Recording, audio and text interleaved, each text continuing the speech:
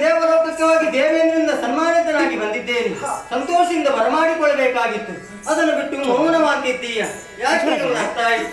ದೇವಲೋಕಕ್ಕೆ ಹೋಗುವಾಗ ನಿನ್ನನ್ನು ಕರೆದುಕೊಂಡು ಹೋಗಲಿಲ್ಲ ಎನ್ನುವ ಕಾರಣಕ್ಕಾಗಿ ನನ್ನ ಮೇಲೆ ಮುನಿಸೇನೆ ನಿನಗೆ.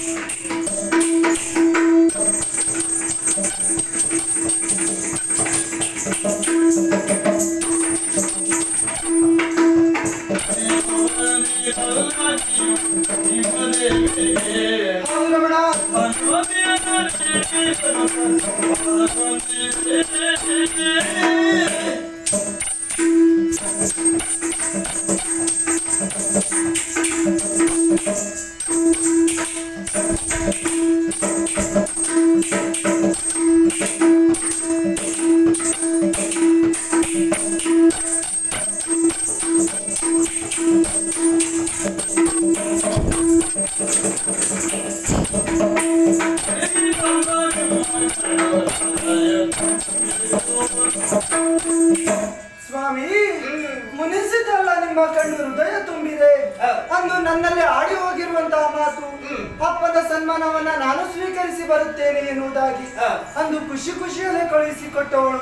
ನೀವು ಹೋದಂತಹ ಸಂದರ್ಭದಲ್ಲಿ ಭಾವನವರು ನೆನಪಾಗಿ ಅವರು ಸ್ವರ್ಗಲೋಕಕ್ಕೆ ಹೋದಂತಹ ಹೊತ್ತಿಗೆ ಅಲ್ಲಿ ಹತರಾಗಿ ಹೋದರು. ಎಲ್ಲಿಯಾದ್ರೂ ನಿಮಗೇನಾದೀತೋ ಎನ್ನುವಂತಹ ಪ್ರೀತಿಯಿಂದ ಕಾಳಜಿಯಿಂದ ಈ ರೀತಿಯಾಗುವುದಕ್ಕೆ ಸಾಧ್ಯವಾಯಿತು. ಅದೇನೇ ಇರಲಿ ರಮಣ, ಕ್ಷೇಮವಾಗಿ ಮನೆಗೆ ಬಂದಿದ್ದೀರಿ.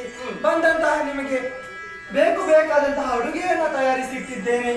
ಸೇವೆ ಮಾಡುವಂತಹ ಒಂದು ಅವಕಾಶವನ್ನು ಕೊಡಬೇಕು. ಆದಷ್ಟು ಬೇಗ